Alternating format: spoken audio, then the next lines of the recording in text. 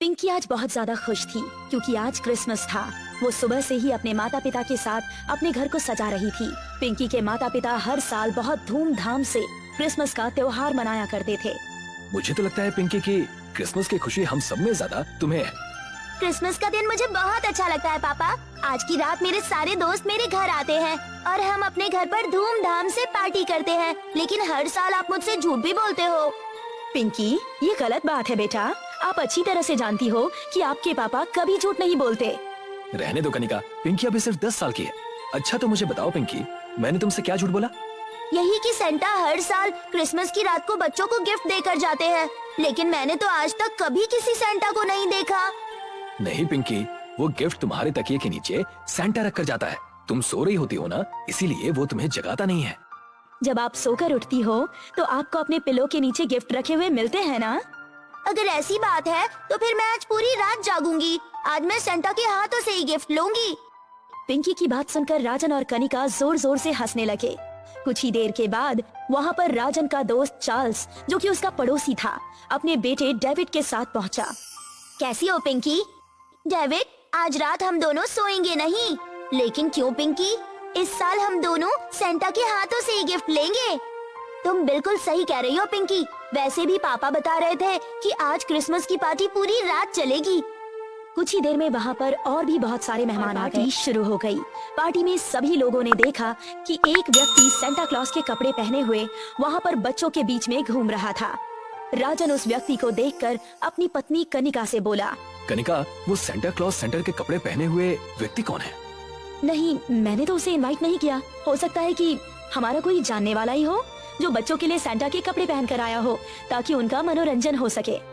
उस सेंटा को देखकर पिंकी और डेविड उस सेंटा के पास पहुंच गए। आप कौन हो? मैं तुम्हारा सेंटा हूँ पिंकी। आप तो मेरा नाम भी जानते हो। मैं सिर्फ तुम्हारा ही नहीं बल्कि तुम्हारे दोस्त डेविड का भी नाम जानता हूँ। मैं तुम्हारे लिए कुछ लाया हूँ।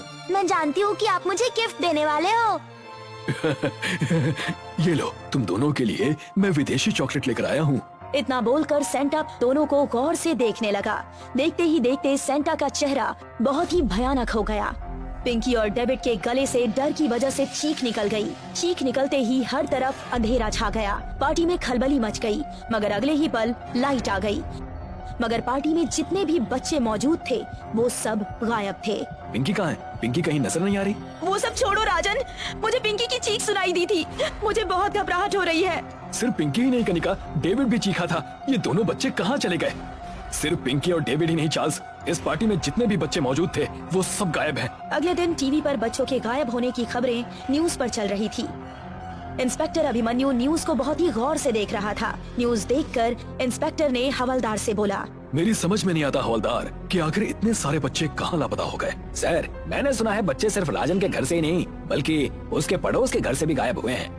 लेकिन ऐसा कैसे हो सकता है? अचानक से इतने बच्चे कहाँ लापता हो सकते हैं? उनके माता पिता ने बताया कि उनके बच्चों को एक सेंटा मिला था। उस सेंटा ने उन बच्चों को जैसे ही गिफ्ट दिए उसके बाद बच्चे फिर अचानक से लापता हो गए। कोई ना कोई तो गड़बड़ जरूर है, क्योंकि सबसे ज्यादा बच्चे राजन के घर से ही लापता हुए हैं। अब तो मुझे इस केस की गहरी छानबीन करनी पड़ेगी। चलो मेरे साथ।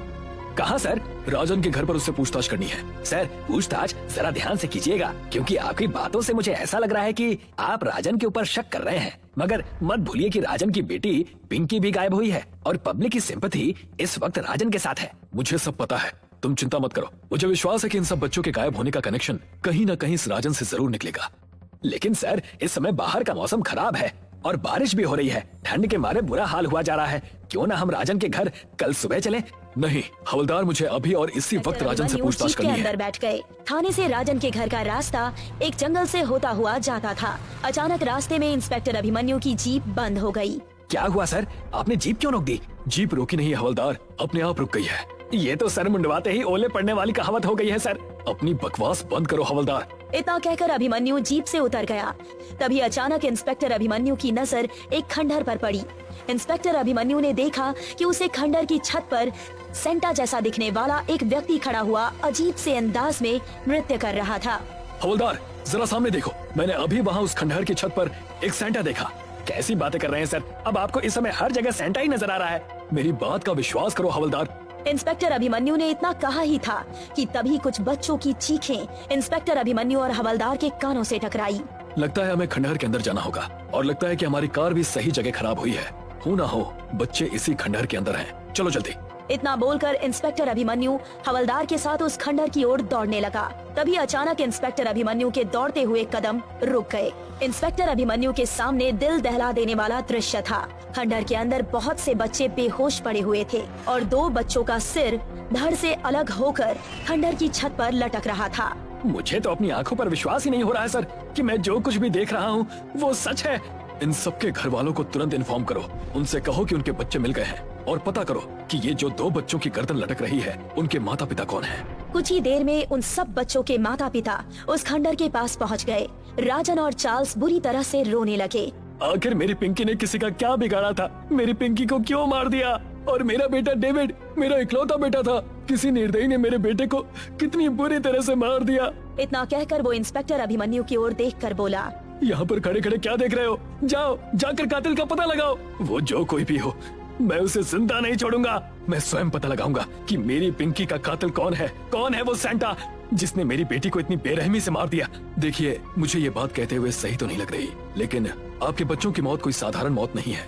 मैं कुछ समझा नहीं। जब मेरी कार यहाँ पर खराब हुई तब मैंने इस खंडहर की छत पर एक सेंटा को अजीब से अंदाज में नृत्य करते हुए देखा था। मैंने खंडहर का एक एक कोना छान मारा मगर मुझे सेंटा का कोई नामो निशान नहीं मिला। कुछ तो गड़बड़ जरूर है। पिंकी और डेविड का अंतिम संस्कार कर दिया गया। अगली रात इंस्पेक्टर अभिमन्यु थाने में बहुत ही गहरी सोच में डूबे हुए थे। क्या बात है सर, काफी देर से देख रहा हूँ आप किसी गहरी सोच में गुम हैं। एक बात मुझे समझ में नहीं आ रही है हवलदार, वो जो कोई भी था पर मैं दावे से कह सकता हूँ कि वो इंसान नहीं था।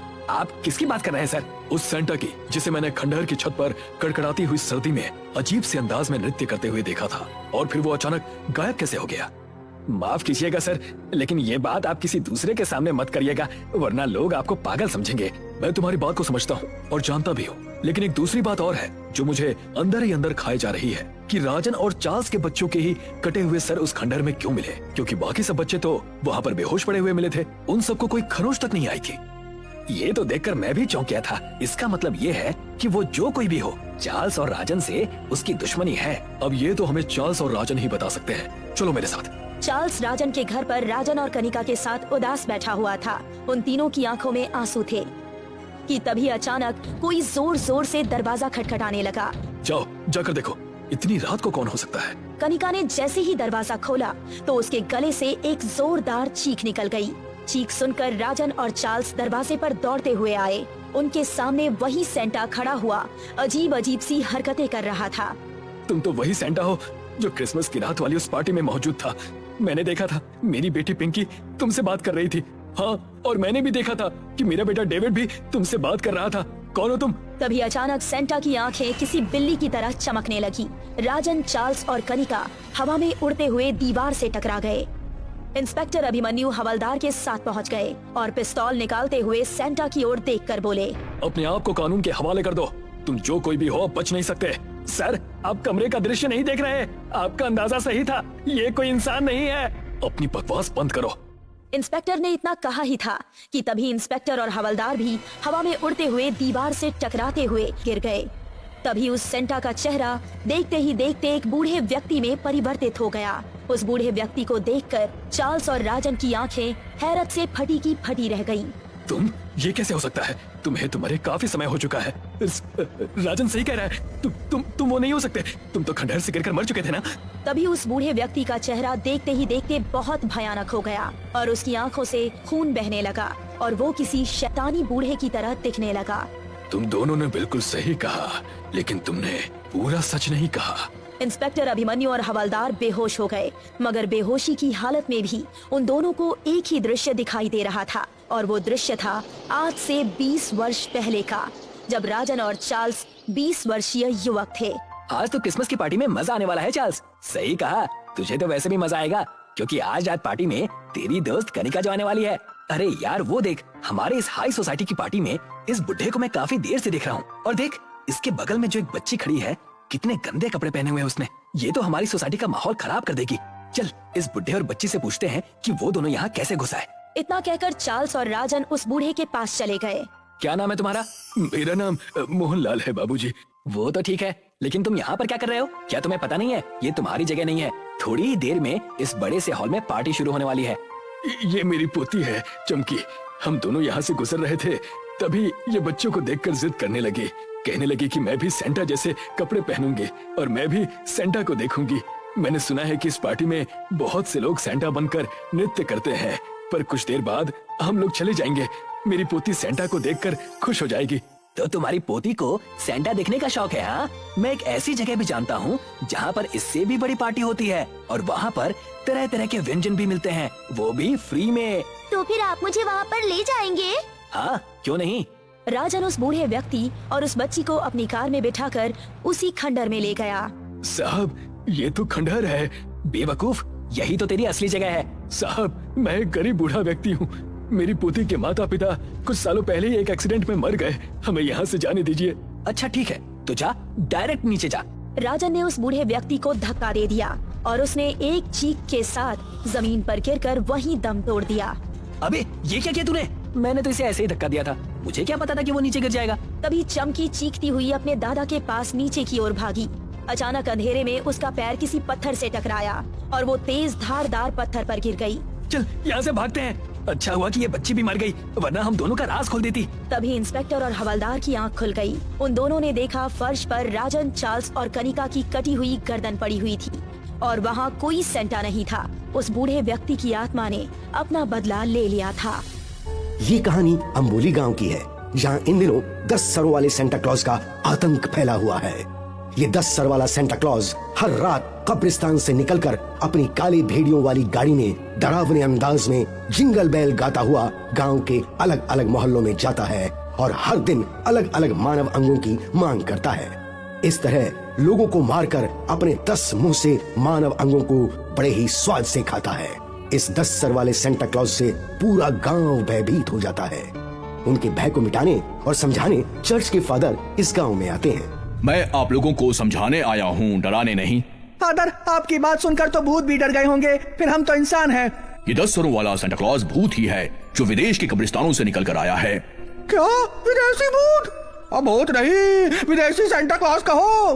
फादर, ये 10 सरों वाला सेंटा क्लॉज अपने ही गांव में क्यों आया है? क्रिसमस का त्योहार आने वाला है। ऐसे पवित्र समय में अच्छी आत्माओं को कुछ दिनों के लिए आजाद कर दिया जाता है। ऐसे ही मौके का फायदा उठाकर बुरी आत्माएं भी कब्रिस्तान से भाग निकलती हैं और मौत का आतंक फैलाती हैं। फादर, सेंटा क्लॉज तो लोगों को गिफ्ट देते हैं और खुशियाँ बांटते हैं, लेकिन ये सेंटा क्लॉज तो सुख के बदले दुख बांट रहा है और गिफ्ट में भी हमें मौत दे रहा है। अभी इस 10 सर के सेंटा क्लॉज से हम अपनी एक जान कैसे बचाएं? इसका एक ही रास्ता है, आप सब सतर्क और सुरक्षित रहें। बस इतना याद रखना है, सावधानी हटी, दुर्घटना घटी। फादर गांव वालों को समझाकर चले जाते हैं। सब लोग 10 सर वाले सेंटा क्लॉज के भय से भयभीत हो जाते हैं। सेंटा क्लॉज का भय मिटाने और गांव वालों में विश्वास जगाने पुलिस उनके पास आती है। 10 सर वाले सेंटा क्लॉज की कहानी हम भी सुन चुके हैं। चर्च के फादर ने पुलिस को भी सावधान कर दिया है। फादर अपनी दिव्य शक्तियों से इस 10 सर वाले सेंटा क्लॉज को पकड़ने की कोशिश कर रहे हैं। निश्चिंत रहें, आप लोग उस सेंटा क्लॉज से सुरक्षित हैं। इंस्पेक्टर साहब, जैसे बातों से पेट नहीं भरता, वैसे ही बातों से डर भी नहीं मिटता। हाँ इंस्पेक्टर साहब, आपसे पहले फादर हमें समझा कर गए थे, लेकिन हमारे मन का डर खत्म नहीं हुआ। हम तो बस अपने परिवार की सुरक्षा चाहते हैं। कैसे भी करके हमें इस जानलेवा सेंटा क्लॉज से छुटकारा दिलाइए। जब तक वो 10 सर वाला सेंटा क्लॉज मारा नहीं जाता, आप सबकी सुरक्षा की जिम्मेदारी पुलिस की है। आज से हमारी ड्यूटी आपके मोहल्ले में है। हम लोग रात भर आपके मोहल्ले में पहरा देंगे। हमारी सुरक्षा के लिए आपका धन्यवाद, लेकिन आप लोग भी अपना ध्यान रखिएगा। सेंटा क्लॉज 1 सर का हो या 10 सर का, उसकी इतनी हिम्मत नहीं कि वो पुलिस वालों पर हमला करे। इंस्पेक्टर अपने सहयोगी पुलिस वालों के साथ अति आत्मविश्वास यानी ओवर कॉन्फिडेंस में आकर गांव वालों की सुरक्षा करता है। उधर 10 सरों वाला सेंटा क्लॉज काली भेड़िए की गाड़ी में सवार पुलिस स्टेशन पर धावा बोल देता है और पुलिस वालों को पकड़कर उनके शरीर के अंग खाने लगता है। पुलिस स्टेशन में भगदड़ मच जाती है। सेंटा क्लॉज अपनी शक्ति से पुलिस वालों को जादुई पिंजरे में कैद कर लेता है और एक एक को निकालकर उन्हें कच्चा चबाने लगता है। भागो भागो भागो, अपनी जान बचाओ, कहीं भी छुप जाओ। आज मैं तुम सबका कलेजा खाऊंगा, खून से भरा कच्चा कलेजा। भूत, मुझे छोड़ दो। मैं भूत नहीं, सेंटा क्लॉज हूँ। रावण के जैसे मेरे भी 10 सर हैं। और मैं अपने 10 मुंह से 10 लोगों को एक साथ खा सकता हूँ। देखो ऐसे है। 10 सरों वाला सेंटा क्लॉज अपने सभी मुंह से पुलिस वालों को मारकर उनके कलेजे खाने लगता है। कुछ पुलिस वाले अपनी जान बचाकर भागने में सफल हो जाते हैं। तभी पुलिस का सायरन बजता है। सेंटा क्लॉज पुलिस वालों को खाते हुए वहां से गायब हो जाता है। फादर चर्च में प्रार्थना करते हैं और जीसस से मदद मांगते हैं। तभी गांव वाले वहां आकर फादर से मिलते हैं। सेंटा क्लॉज ने पुलिस स्टेशन पर हमला किया है, जिसमें 5 पुलिस वालों की मौत हो गई है। मौत नहीं फादर, हत्या हुई है, हत्या। उस सेंटा क्लॉज ने पुलिस वालों को गाजर मूली की तरह खाया है। सभी के जिंदा शरीर से कलेजा निकाल लिया है। ये घटना बताते हुए भी हमारा कलेजा मुंह को आ रहा है। मैं सुबह से ही पुलिस स्टेशन होकर आया हूँ। मैंने सब कुछ अपनी आंखों से देख लिया है। फादर जल्दी कुछ कीजिए, वरना हम सबको वो कच्चा ही खा जाएगा। जैसे लोहे को लोहा काटता है, वैसे ही भूत को भूत मार सकता है। आप कब्रिस्तान के भूतों से प्रार्थना कीजिए कि वो हमारी सहायता करें। डोंट वरी, मैंने जीसस से प्रार्थना की है। वो जल्द ही उस 10 सर वाले सेंटा क्लॉज का अंत कर देंगे। गांव वाले फादर की बात से संतुष्ट होकर अपने घर वापस लौट आते हैं और रात होने से पहले ही रात की प्रतीक्षा करने लगते हैं। 10 सरों वाला सेंटा क्लॉज काले भेड़िए वाली गाड़ी पर सवार जिंगल बेल गाता हुआ अपने शिकार की तलाश में फिर से गांव में आता है और चौपाल में बैठ जाता है। गांव वालों, मैं 10 सर वाला सेंटा क्लॉज चौपाल में बैठा हूँ। आज मुझे सिर्फ 5 आदमी चाहिए। मैं उन लोगों के मुर्दे खाकर और खून पीकर अपनी भूख मिटाना चाहता हूँ। अपनी मर्जी से मेरे पास आ जाओ, नहीं तो मैं पूरे गांव को उजाड़ दूंगा। 10 सरों वाला सेंटा क्लॉज बहुत देर तक अपने शिकार की तलाश करता है। जब उसे खाने के लिए कोई आदमी नहीं मिलता, तब वो बस्ती पर हमला कर देता है और गांव वालों को घरों से निकाल निकाल कर खाने लगता है। बस्ती के लोग घरों से निकलकर सड़कों पर भागते हैं और 10 सरों वाला सेंटा क्लॉज लोगों को पकड़ लेता है, उन्हें खाते हुए चला जाता है और अपने पीछे बस्ती में एक मातम का माहौल छोड़ जाता है। फादर और इंस्पेक्टर गांव वालों के साथ मिलकर सेंटा क्लॉज को पकड़ने की योजना बनाते हैं। फादर, सेंटा क्लॉज ने पूरे गांव को कब्रिस्तान बना दिया है। पुलिस स्टेशन से लेकर चौपाल तक लाशें बिखरी हैं। ऐसा दृश्य हम और नहीं देख सकते। हाँ फादर, अब हम ये गांव छोड़कर जाना चाहते हैं। मैंने इंस्पेक्टर साहब के साथ उस सेंटा क्लॉज को पकड़ने की पूरी योजना बना ली है। हम अपनी योजना पर काम करते हुए आज रात उस 10 सर वाले सेंटा क्लॉज का सर काट देंगे। उसका सर कैसे काटेंगे, तलवार से या जादू से? ये बात गुप्त है, अभी किसी को नहीं बता सकते। जीसस ने मुझसे प्रॉमिस किया है कि आज वो इस सेंटा क्लॉज से पूरे गांव को मुक्ति दिलाएंगे। गांव वाले एक बार फिर फादर पर भरोसा करते हैं। फादर और इंस्पेक्टर उन्हें अपनी योजना बताते हैं कि किस तरह आज रात वो 10 सर वाले सेंटा क्लॉज को घेर कर मारेंगे। गांव वाले भी इस योजना को ध्यान से सुनकर सतर्क और सावधान होकर रात की प्रतीक्षा करने लगते हैं। सूरज डूबने के साथ गांव में अंधेरा होता है और अंधेरे में आतंक मचाने 10 सरों वाला सेंटा क्लॉज हवा में उड़ती हुई अपनी काली भेड़िए वाली गाड़ी में फिर से बस्ती में आता है। Jingle bell, jingle all the bell. गांव वालों, 10 सरों वाला सेंटा क्लॉज फिर आ गया है तुम्हारा कलेजा खाने। आज मैं 5 नहीं 10 लोगों के कलेजे खाऊंगा और जूस की तरह खून भी पीऊंगा। बहुत मीठा है तुम लोगों का खून। Jingle bell, jingle all the bell. बस्ती के 10 लोग अपनी मर्जी से मेरे पास आ जाएं, नहीं तो फिर मौत का तांडव शुरू करूंगा। फादर, इंस्पेक्टर और बस्ती वाले छुपकर सेंटा क्लॉज को देखते हैं। फादर का इशारा पाकर सब लोग अपने अपने हाथों में लिया क्रॉस बाहर निकालते हैं। ये अभिमंत्रित क्रॉस फादर ने बस्ती वालों को दिया है। इससे एक दिव्य किरण निकलती है। सब लोग क्रॉस को सेंटा क्लॉज की तरफ करते हैं और उसकी दिव्य किरण से सेंटा क्लॉज घबरा जाता है। सब लोग क्रॉस लिए सेंटा क्लॉज की तरफ बढ़ते हैं। ये सब क्या है? मैंने 10 लोगों के कलेजे मांगे हैं, यहाँ तो पूरा गांव आ गया। ये लाइट बंद क्यों है? ये लाइट बंद करो। तूने मेरे पवित्र सेंटा क्लॉज को बदनाम किया है। बहरूप, ये बता तू कौन है? आज फादर तेरा हिसाब करेंगे, कब्रिस्तान के शैतान। फादर, आप इसे मंत्र पढ़कर भस्म कर दो। हाँ फादर, गांव वालों को इससे मुक्ति दिला दो। तुम लोग चले जाओ यहाँ से। मुझे सिर्फ 10 आदमी चाहिए और मुझे सिर्फ तू चाहिए शैतान। अपनी पहचान बता। आओ, इसके नजदीक आओ। सब लोग हाथ में क्रॉस लिए सेंटा क्लॉज के पास आते हैं। क्रॉस की रोशनी से सेंटा क्लॉज जलने लगता है। बता तू कौन है, नहीं तो जलाकर भस्म कर दूंगा। मैं बार्सिलोना के कब्रिस्तान से आया हूँ। मैं इंसान नहीं शैतान हूँ। ऐसे ही रूप बदल कर अपनी शैतानी शक्तियों से आतंक मचाता हूँ, लेकिन अब तुम कुछ नहीं कर पाओगे। मुझे कौन रोकेगा? तुम्हें जीसस की शक्तियां रोकेंगी। ये क्रॉस तुम लोगों को जलाकर भस्म कर देगा। फादर देर मत कीजिए, इसे जल्दी मारिए। फादर मंत्र पढ़कर अपने क्रॉस पर फूंकते हैं। उनके क्रॉस की रोशनी तेज होती है। फादर वो क्रॉस लेकर सेंटा क्लॉज के नजदीक जाने लगते हैं। सेंटा क्लॉज के बदन में आग लग जाती है और वो जलने लगता है। गांव के लोग जलते हुए सेंटा क्लॉज को देखते हैं। शैतान, आज तेरी कहानी यही खत्म होगी। नहीं, मुझे मत मारो, मुझे मत मारो, मैं यहाँ से चला जाऊंगा। मुझे मत मारो, मत मारो मुझे। फादर फिर मंत्र पढ़कर अपने क्रॉस पर फूंकते हैं। उससे आग निकलने लगती है और उस आग से सेंटा क्लॉज जलकर राख हो जाता है और उसकी राख से एक नया एक सर वाला सेंटा क्लॉज अपनी सफेद रेनडियर वाली गाड़ी के साथ निकलता है और उस पर बर्फ की बारिश होती है। तुम कौन हो? मैं सेंटा क्लॉज का दूत हूँ। इस शैतान ने मुझे अपने वश में कर लिया था, जादुई शक्ति से अपने शरीर में छुपा लिया था। फादर, आपने मुझे शैतान से आजाद कर दिया, इसके लिए मैं आपको दिल से शुक्रिया कहता हूँ। सेंटा क्लॉज के दूत, अब तुम यहाँ से कहाँ जाओगे?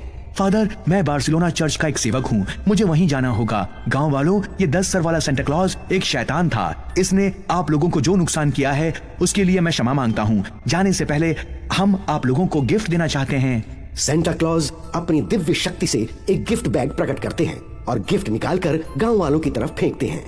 गांव वाले खुश होकर गिफ्ट लेते हैं। सेंटा क्लॉज अपनी पोयम गाते हुए आसमान की तरफ जाते हैं। अंबोली गांव के लोग खुश होकर सेंटा क्लॉज को विदा करते हैं।